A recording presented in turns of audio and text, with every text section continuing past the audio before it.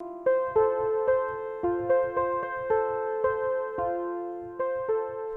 zwei, drei. Bonjour, bienvenue à Gen Z Meets World Podcast. Je m'appelle Aïcha. Ik ben Ahmed. Et aujourd'hui, on va parler de la prendre des langues, which basically, it may be grammatically incorrect, most probably grammatically. I didn't get, I know it is grammatically correct in the sentence, but then it is not a direct translation because grammatically it doesn't translate. Yeah. It means today we're going to talk about learning languages, but in French. Yeah. So the reason we're why not going to talk in French. yeah. But like that sentence was in French. So being coming from Malaysia, obviously our first language and like native language is Malay. And then we also can speak English. As is probably obvious. Yeah. And then alongside that, I used to learn Arabic at school. So like since I was 5, 6, like kindergarten. But then I haven't, and then eventually I got to a point where I am like decently proficient. I would dare say like intermediate level. However, I haven't spoken in it, like I haven't practiced the language in a long time, other than like casual reading. So I feel like it's gotten rusty and I couldn't speak it as well as I could. Yes, you see. So I can like decently understand things if I read them, but like to a deep level, no, my vocabulary shrunk and so on. So yeah, and then alongside that, I'm also learning French, which is why I spoke in French just now. I on the other hand, my third language will be, I can't really say my language in the sense that I could speak it, but the third language that I started learning will be German, which I began learning in around 2014. Back then, I wasn't really as well. At first, when I started learning, I was like, really, really wanting to learn it, and I kind of went quite fast into learning it and got quite a lot of things.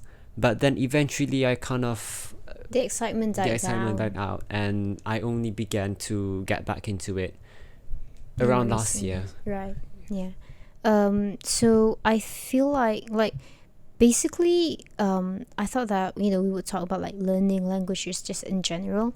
So like I thought that it would be interesting to like look back into when we started learning language in the first place, which for me, I do not remember learning conversational English or Malay because I think I was so young when when you learn it. But the point, learning a language in the sense of like learning the grammar rules and like the phonetics and etc., spelling and reading. I remember learning English first, which was around the time before I went to kindergarten. The short story is that it took me such a long while to want to learn to read, because I always felt trouble. I always felt like it's difficult to read and to like understand the words, and so. But then I really wanted to go to school, and then as a manipulative trick, which is not really it's manipulative technically, but it's not like it's not malintent. My mother said that I can only go to school if I know how to read, because school students need to learn to read first before they can go to school. And I'm like, oh, okay. And then I like learn how to read in a week because I put my mind to it, So, but yeah, so that was when I remember learning like the phonics and like grammar rules of English. And then eventually, I remember that I remember like learning all of those, but then I don't remember learning Malay until I went to kindergarten. So when I went to kindergarten, that was when I remember learning the Malay phonics, like phonetic rule, and I was like really excited coming home to teach my mother. Like, she taught me the English phonics. Yeah. I'm teaching you the Malay phonics. You didn't know this. And then I would teach her, and then she'd be like, "Oh, that's so cool!" And she'd clap her hands, and my sister's like, but yeah. So that was like my story. How was yours? My earliest memory of learning a language will also be learning English, because because the thing is, like, I don't remember learning a language, like learning it, because but that will be too small. Yeah. So how I do remember learning English or Malay. So even English, I don't remember, like, learning what "and" means, or what "the" means. You just found there out. already You something just knew that it. it's somehow in my head already. But I remember learning things like specifically, like, reading children books that's catered to teach you English, which by that point you will be able to understand what "and" and "the" means. So those books will be like about phonetics or vocabularies, those kind of things. So that's like my earliest memory of learning English. And I specifically remember this time when part of I think that was will be part of vocabulary as well. Not vocabulary, phonetics. Okay. The word "friend." When I learned the word "friend," I was super annoyed because the word "friend" is spelled FRIEND, which is supposed to sound like "friend" if you were to take anything else, but it's "friend," and friend should be spelled most things else. For me, everything else. Okay. Then. Yeah, right. And it should be spelled instead FEREND without the I, or if you want to put the I, put it after the E. I was so had a whole long theory on that. No, not really theory. It was more like I was so annoyed. Just that. The rent. So, but then coming back to, like, our other languages that we are learning. We are learning. What led you to learn German? Well, what led me to learn a third language to begin with was because our sister Kak Aiman was learning Spanish. I mean, she's always been learning Spanish since she was small, but then she really was focusing to learn. She was really putting a lot of focus to learning putting a lot of effort, yes, to learning Spanish, and she found this website that could teach you languages for free. Yeah. So so I wanted to follow, so I checked that site as well, and I saw that they also taught German. Well, they taught like 5 languages. So I thought, thinking from those 5 languages, I decided to learn German because both our father and our grandfather on our mother's side, like our father and our mother's father, both of them could speak German. No relation, like coincidence. Yes, completely coincidental. That they both could. It was complete coincidence that they could both speak German, and they speak German for vastly different reasons. I mean, but they could speak German. Yeah. I think our father haven't even met our mother when he learned German. Very sure. No. He's seen her. Yeah. Okay. Long story. But not. Long story. Yeah. It's okay. So nothing related to it at all, but it just happens to be that way. Yeah. So I was thinking, like, this is such a nice opportunity for me to, like, sort of inherit that thing and kind of just continue it over, and so I did. Learn German. Well, still learning. I haven't learned the entire thing yet. We're always still learning. We're also still learning. We're still learning English and Malay, there's no full stop in learning anything. For me, the reason why I learned Arabic is, they teach you at school, and so you just learn. I was very excited about schooling and, like, academics in general, so I'm like, anything they offer and they teach, I'm excited for all of that, so would they teach me Arabic? I try to do my best in Arabic, so that's why I learned Arabic. But then eventually I focused a lot. I think eventually the reason why I got to a point where I'm, like, intermediate level in Arabic was because my teacher, when I was in my 5th year, really, really, really pushed me and trained me to, like, really master the language. Like, the rate at which my language improved, like, that year was, like, I learned so much more Arabic that 1 year compared to any other years, because like he really, really, really pushed me to improve myself in Arabic.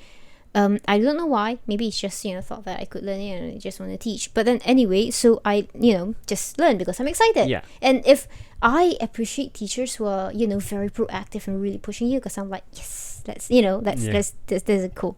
So that was why I learned Arabic. And then when I started homeschooling, I didn't practice it and it got rusty. Now I regret it because I realized that there is so many things that you can learn if you understand Arabic. And you could have practiced with your sister. Yes, it's not like you didn't have. Yes, our eldest sister was also very about perhaps a bit more. Perhaps I do not know how much more. Yeah. But perhaps a bit more proficient than I am. I don't know if it's like a lot more proficient or a bit more proficient. Probably more to a lot than a bit. But we were about the same level. Like we could definitely converse with each other. And we both didn't practice it, It's not like they didn't have anyone. It's wasted opportunity. But you make mistakes and you learn from them. But yeah, so now I regret it because there's so many things that I realized you can learn if you know Arabic. And like our grandfather has so many old books written in Arabic. Yeah, which like has so much knowledge in there, and I'm like, like that one oh no, that was in Malay, was it? Yeah, that was one, in Malay. That was in Malay. So yeah, but there's a lot, in Arabic, and there's such a beauty. Like from the few that I can still understand now, I can understand more than I can speak or write. So like I could read better, but like from the few that I can still read now, Arabic is such a beautiful language. Yeah. So like, you had the chance. But at least now that has been learned, you'll hopefully learn from it. Yeah. French though, initially what got me interested in French was because when I was younger, I couldn't pronounce my R. I like everyone's saying prince and January, and I would say prince and January and French, and I'm like couldn't say my R. And then people were saying like you're not saying R right, and like I'm saying my R, however I can say my R, I cannot say it the way you say it, teach me. You're not able to teach me how to say my R right, and then so on. Eventually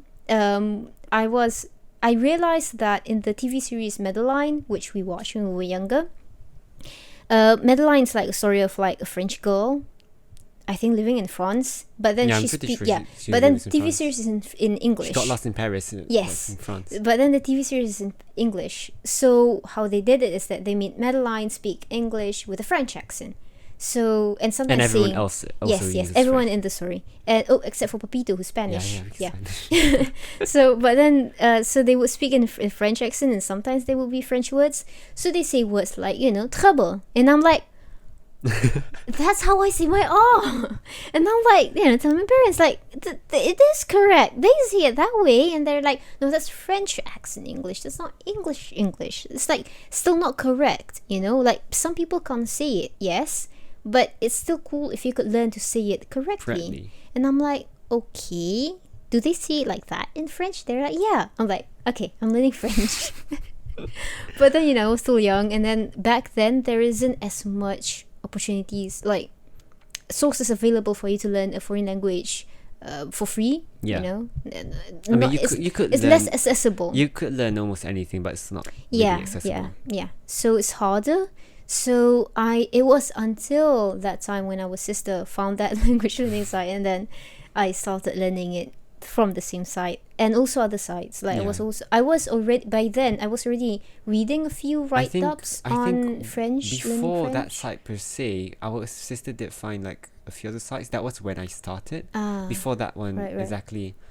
But they were like, limited access. Right. I was reading like articles like where they teach you the tenses and then the spelling and then the phonetics and stuff.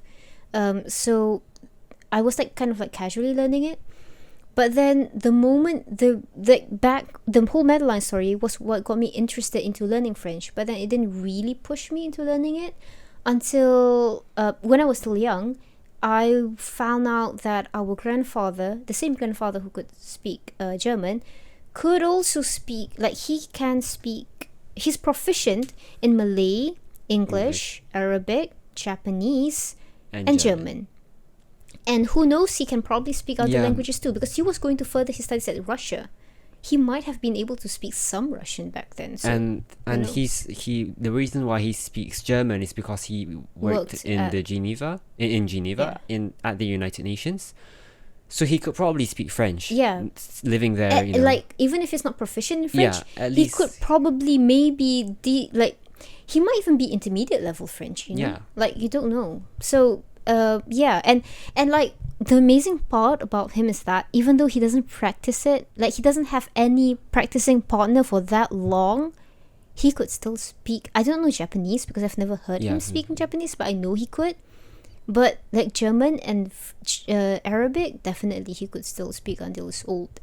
Even until his memory got deteriorated, he could still speak those languages, which is amazing. He once woke up, I think we talked about how he once woke up speaking in German and insisting that he will only speak in German. Yeah. So and like, you know, because like back then he was like my role model, which I mentioned. So I wanted to be like multilingual too. I wanted to be a polyglot. I wanted to be able to speak all of these many languages that I'm interested in. So I was like, back then my idea was that since I could already speak Malay and English, and I was already learning Arabic, and then I'm going to learn French, and then to add to that, to make it 5, I was going to learn Japanese. Both because our grandfather could speak Japanese, and because there were like a few Japanese dictionaries and Japanese books in his library. So there's one that we have right over there somewhere. Yeah. So that was, I find it interesting why our grandfather learned the many languages was because, like, I mean, Malay, and then English because he was like studying in the UK and like, you know, working and stuff. And then Arabic, I think because like he grew up under Dato Amas care, who could speak Arabic and like was, you know, very knowledgeable in Arabic. And I think he probably taught Arabic to our grandfather already back then, and also the many other people our grandfather was learning from. And then eventually he studied in the Middle East, so, you know, he like the Arabic was able to. So that was interesting. And like German because he worked in Geneva. Japanese specifically was very interesting because he was it was like he was still in his like young teenage years. I'm confident it was young teenage years when the Japanese occupation happened. And then he was forced, I can actually calculate, 1929, 1939, he was 11. Yeah, was it 12. He was 12. Yeah, 12. He was 12. I remember the story was 12, not 11. Yeah. Okay. Oh, I didn't remember the age. I just remember the year. I remember people say it was 12. Right. I remember the year. So he was 12 when he was captured by the Japanese during the Japanese occupation. And then he was going to be sent off as like some laborer to build some train tracks, which is basically a death sentence because the laborers do not survive because the working conditions is very harsh. So he and the other inmates who were with him needed to find the other captives. Needed to find ways to escape that sentence. So eventually they realized that they could speak, if they learned to speak Japanese, they could show that they have so much more potential to just be wasted, to be sent off as a laborer. So they could, you know, if they could speak Japanese, because the Japanese back then were trying to like impose their they were trying to bridge the gap between them and the locals. So they needed to find, you know, if these people could speak Japanese, they could act as like teachers and translators to, you know, bridge that gap. Thus, they learned Japanese in a very short time frame in a prison, and I have no clue how did they do it. I mean, we're talking about how it was hard for us to learn a language. They learned the language that way, however they did it, but they learned Japanese, and then they went, they escaped, and survived, and They had to like, you know, work for the Japanese still, but then but they not in a labor condition. And eventually they could like not have to work for Japanese too, you know. Like, and they also got the Japanese also helped them when the Japanese were fleeing, were getting out because of the communist insurgency. The communist insurgency kind of like happened. enveloped. Yeah. When like Japanese was already pulling out, the communist insurgency has already happened. So the communists were like taking over and were killing people.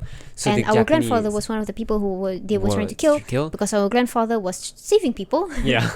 So the Japanese were like, hey, you were... Yeah, because our grandfather, could... Yeah. Like, whether or not those people recognized our grandfather... The story was that they recognized because the... Yeah, I can't remember if that was like his story or if it was like, a retelling. But then like, whether or not they could recognize, when he spoke in German and he went... Japanese, and he went like, save me. And like, wait, help. Because he was trying to cross a river.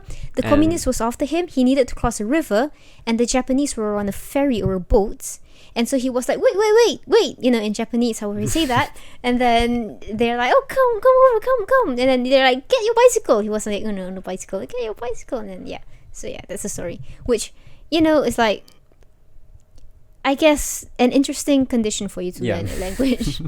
And an interesting motivation too. Yes, but then, like, kind of like, the many reasons why your grandfather learned different languages kind of like shows the many different reasons you could learn a language for, I mean, that's like if you're interested in the culture, in the language or in the culture, then you will want to learn that language, because there's no use like not understanding the language of a certain culture while trying to learn that culture is basically impossible, because language is the means of, in the first place, the way that the culture brings out it's built is that's a very good point. But then for them to like express or like in any way tell you what their culture is, they have to use their language. Yeah. So, and they can't really explain it in another language because it's quite like they could, but there will be so many things lost in translation.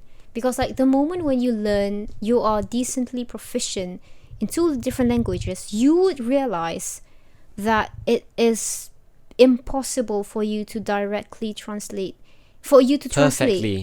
accurately translate anything, almost everything. As if you want to translate I want to eat. Yeah, I want to eat. Yeah, but otherwise, it's basically impossible for you to translate something from one language to another language, because a language doesn't just come with like words and definitions. The definition, they come with like connotations and implications and history and culture background. Like, language is vast. I like to look at etymologies. It's so interesting seeing how even like specific words are made based on how the place is. And thus, because of like the etymology, like because a word has history, thus that word would not mean the same with another word which technically may have the same definition on the surface level, but it has a different history, so nope, doesn't match up. So that's like the thing that actually, like, that is actually the factor of why I learn languages now, because I remember that when I was about, I can't remember my age, but I think like about 10, 11 perhaps, or 12, we met this one friend of our father's who could speak in English, Malay, Arabic, French, German. I know for a fact. I think he could like somewhat speak German. Yeah, I think he was like fluent the English. Were like the fluent in. And he could speak French like in proper super French, and speak Arabic like a super Arabic, and English in the English, and the Malay. Yeah, so it was. Yeah. So and he was talking about how it would be very helpful if you were to learn a language that's like sort of like relevant on an international scale if you want to widen your potential, and for you to widen your potential in sense of your own self, you want to grow in your career, etc. But B, also for you to serve your country or your people. Like, learning these languages can help you communicate your stuff out there, and get better stuff for your country, and so on. because stuff gets Yeah. lost in The translation. So so if someone else being does it, and you do not know, if someone loses things in translation and you do not know it, that can cause calamities, disasters. So yeah, so he said that it's like useful for you to learn the main sort of like the main languages internationally, which is like Arabic, German, French, Spanish, and sometimes Mandarin. Though like these four are usually said to be like more yeah. relevant, sort of. There's like the basic idea. It's Just because one language is not considered as more relevant than the other doesn't doesn't mean mean it's that less it's actually important, yes. or like it's like there's no use learning it. Okay, so but yeah, these are the languages that's usually said to be more relevant on an international scale, especially if you're like working in like international relations or like United Nations and Foreign affairs. yeah, those kind of areas. So anyway, when he said that, I was like, okay, so I am going to focus more on my French and Arabic rather than my Japanese, because like Japanese, I just wanted to learn it because I wanted to make it 5, because our father could speak 5, grandfather could speak 5 languages.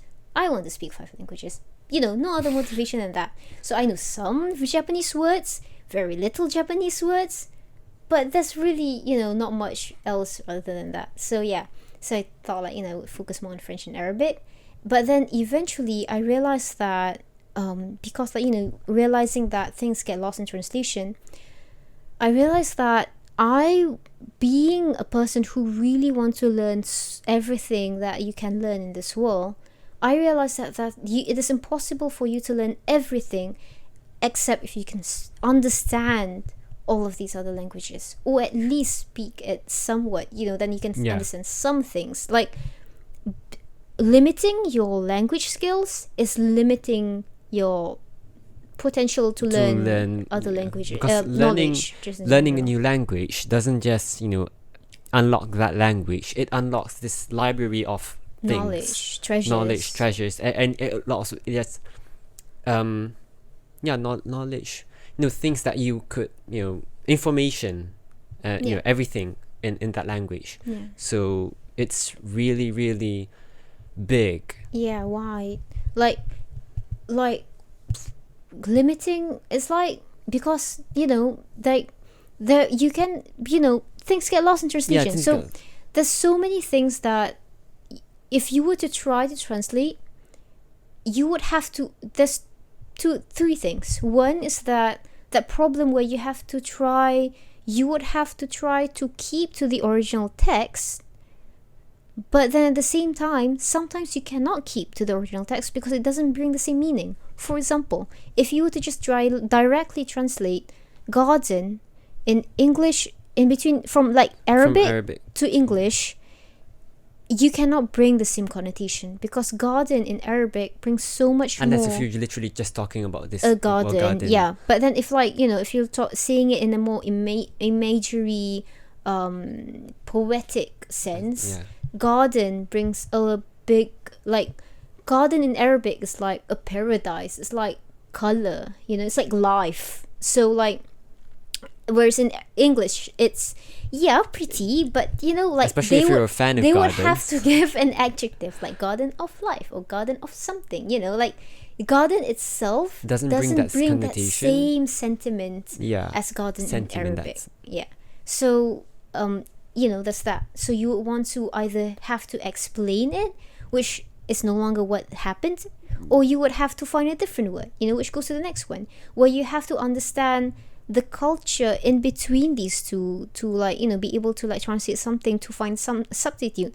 But again, then you no longer are reading the original text, and you lose the connotation of these things. Even if you now understand it from your perspective, you lose that perspective. So and that, the garden part thing, at least it brings, it just loses that connotation. Sometimes it brings a whole other different meaning, and especially if it brings the opposite connotation, then you will kind of get something else entirely. Like from certain perspective, it may bring the same meaning, but then because like sometimes because it's so hard for you to find something, you just go for the closest, most similar substitute, which just may not be it anymore. You Yeah. know, it's not it in its pure form. So like you getting a secondhand, like, you know, it's like hearing something from hearing a first-hand account and hearing a second-hand account. You know, like, yeah, you lose lots of things. Back to the whole purpose of why you're learning a language. So yeah, that's like if you are interested in that culture, Yeah. you would really need Or to, like a certain piece of text Yeah. or knowledge. well, you know, specifically, and at first, what I was saying just now was like, if you're interested in the culture, you want to learn more about it, then the language is something that, Yeah. you know, it's a That would key unlock. part. Yeah, it is a key. It yes. is a key.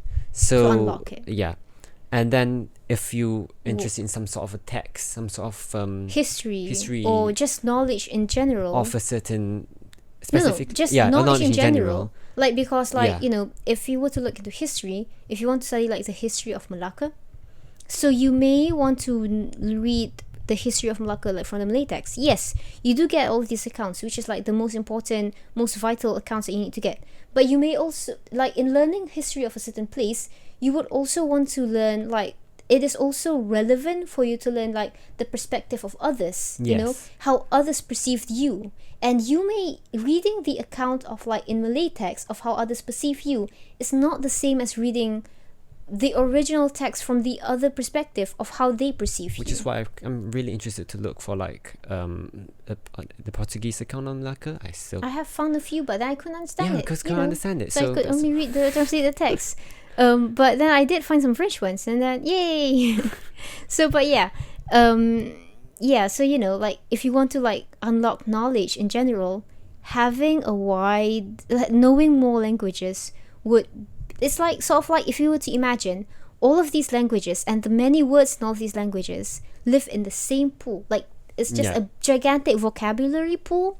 So if you learn many languages, you have a wider vocabulary pool. Your vocabulary is wider. You have a big, gigantic lexicon. Like, you know lots of many words. So, and thus, from all these different many words, you can understand different many things. Yeah. You know. Because it's like, technically, in okay. a way, I mean, you know, there is like the language barrier, but then the many words you learn just adds to your Yeah. vocabulary because they don't mean the same thing. Yeah. If you were to translate a Malay text into English, which has the word I in saya in it, Yeah. and you translate I, you are not like in one text they may say I, saya, aku, and kami in the same text, but all of that may be translated to I.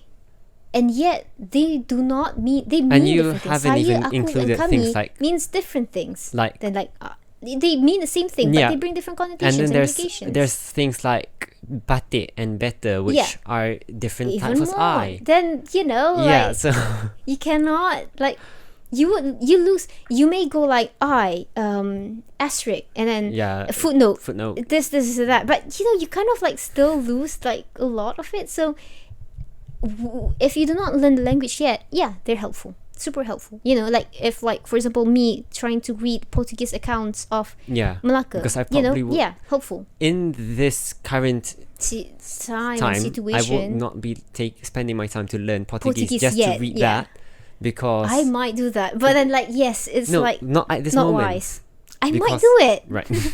I am very, but you know, because Yeah. like realistically, you probably couldn't. Yeah. You might do it, but you probably couldn't. You know, so like, yeah, so yes, so yeah, so in a short time frame, yeah, it's helpful, you know, to have like those translation, which for that person to do that translation, that person has to be able to understand that language, you know.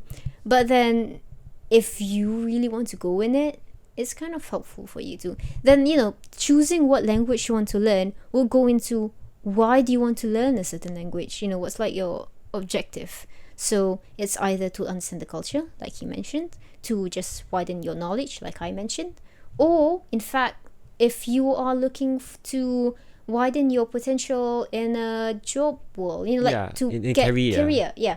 So like, for example, like that friend of our father's, Yeah, he mentioned that if you want to go, you know, like international because in he the also foreign affairs, used to work in the Ministry of Yeah. Foreign Affairs. yeah, so he's like a diplomat. So he, you know, learning those languages would be relevant. And like it depends on your focus on like which country you want to go. Certain languages is more relevant than the other. Yeah. However, if you want to, like, there's a specific region you want to work in. For example, if you want to just work in Malaysia, it's more relevant for you to learn Arabic, Mandarin, and Tamil, and English. Rather than learning French and Spanish. That doesn't open much. It may give you a specific, you may be able to attain a specific job, which specifically wants you to learn a certain language, but on a wide scale, not as much. So making that decision would depend on that.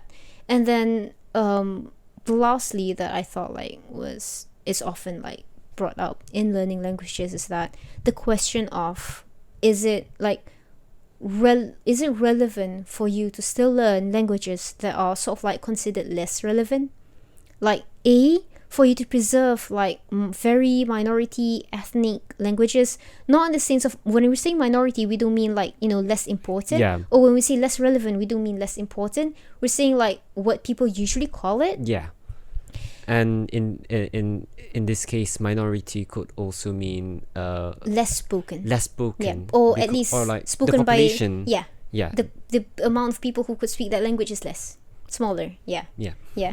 So often it's like that's like people often question like the relevancy or like the importance of like, is it important, or like the relevancy of preserving or learning your own cultural heritage like language. Like for example, like some people like say like the more like ethnic languages is like less relevant for you to learn or preserve, so you could like just focus on learning a certain language. It's like sort of like a waste of time. It's often brought to the question. I feel like I mean, at least in my opinion, it's not really a matter of question, because technically all knowledge needs to be preserved. So whether or not it is relevant is not really something that should affect if your decision, if not really your decision, but like the point that whether or not it is you should preserve it or not.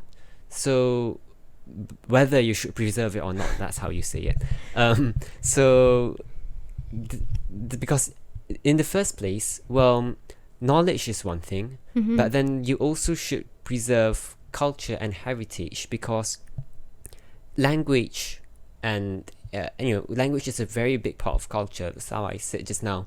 In the first place, for you to learn that culture from scratch, you would really need to learn the language first. If not, you will not be able to communicate the way that the culture. Because I mean, the thing is that a culture, like thoughts, are in abstract form. Yes, thoughts. And then the way that people in a certain group communicate is in words, which words exist in a certain language. So that's the only way you could. The language, technically, the culture is built upon that language, built with the language. Like language is the cement in between the bricks.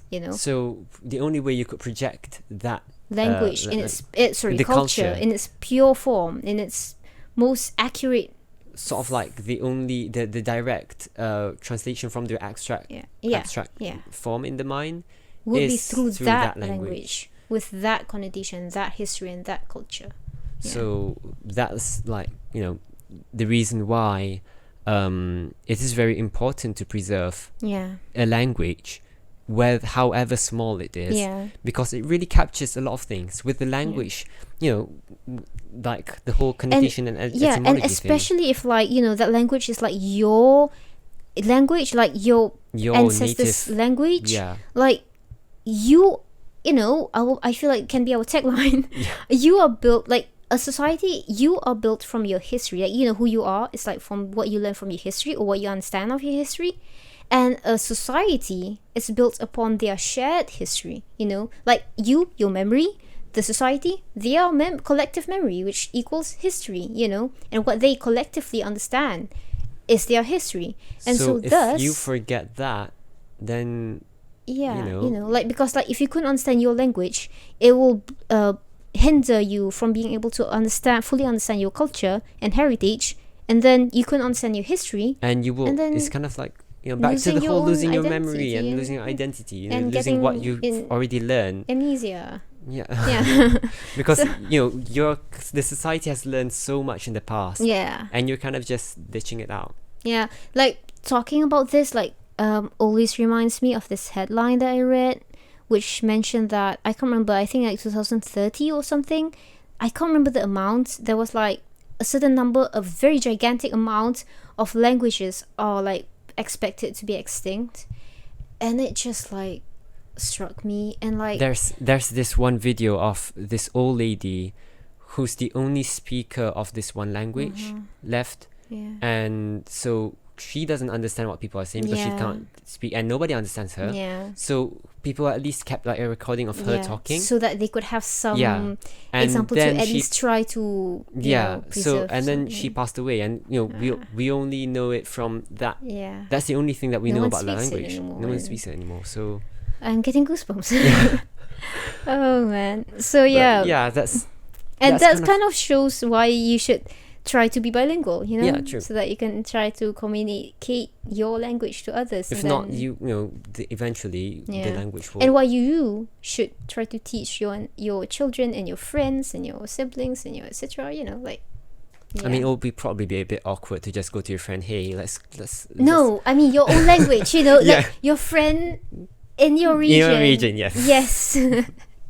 I'm not going to like say to my French friends and like say, hey, learn my language. Like if that person's like French, you know, it might be interesting. It's Yeah, like yeah. cultural exchange. Yeah, it's such a But like these are like my friends who I'm friends with because we're learning French. You know, like suddenly going like some people might be interested. Like Yeah, I some- know this one person who I'm learning with who's like interested in all kinds of languages and yeah, cultures. that's one of She might be interested in it, but you know, just in general, to go like, so yeah, you should promote, especially most importantly, encourage and promote the usage of your language of in native- your, in your you know, like Yeah. it's not like it's wrong yeah to promote it to others. It's very good. It's very good. It's super good. Sometimes a lot of times, like I will write or keep a certain thing in my own language in Malay. Even though you go into like an international, International- like more English feel, Yeah, but like because it is to like introduce to to others, introduce yeah. to others, and But people are then- like, hey, what language is Yeah, this? and then you say can this kind of Malay. teach Yeah. to some culture stuff, and that's like super cool, you know.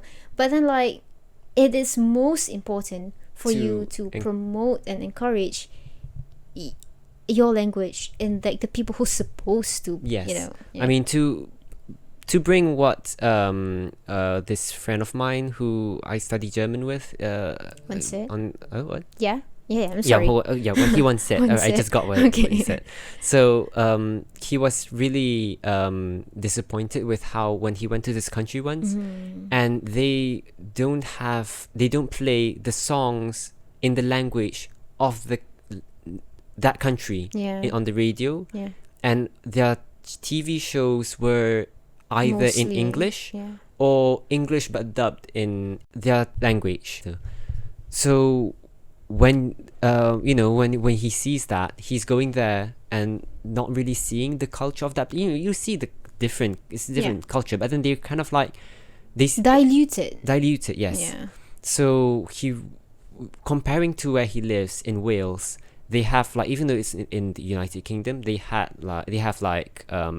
stations, TV stations for that place, Yeah. and so In they Welsh. in Welsh, they have like all the things in Welsh. So despite how small Welsh is, the Yeah. Welsh community is compared to the other country, which is actually big with like many other countries Yeah, speaking the yeah, same yeah. language, but they're kind of Because like like they're like over idolizing in this specific In case this like specific case, English, and thus they kind of like do not see the importance of like preserving their theirs, own. not realizing that there is that importance, Yeah. and they're like sort of like suiciding. Yeah. So and that is also like reflected to like this one case where I was like in my French learning circle, and we were having a session where there's this the host of that Program, like event yeah. was like sharing about like her culture, about the Creoles and the Cajuns who still speak French, even though they're living in the United States. They still speak French. They really like the schools are in French, like and specifically they preserve their dialect. Yes. You know, so with their versions of the words and their, because like, you know, that's their heritage and they're proud of it, and they, you know, preserve it so that it won't go extinct, and they nurture it to their children and their descendants and so on, you know. And like that's like, you know, very, yeah, like it kind of like shows like, you know, like these places that like still preserving it and these places that don't, and like kind of like, you know. Yeah.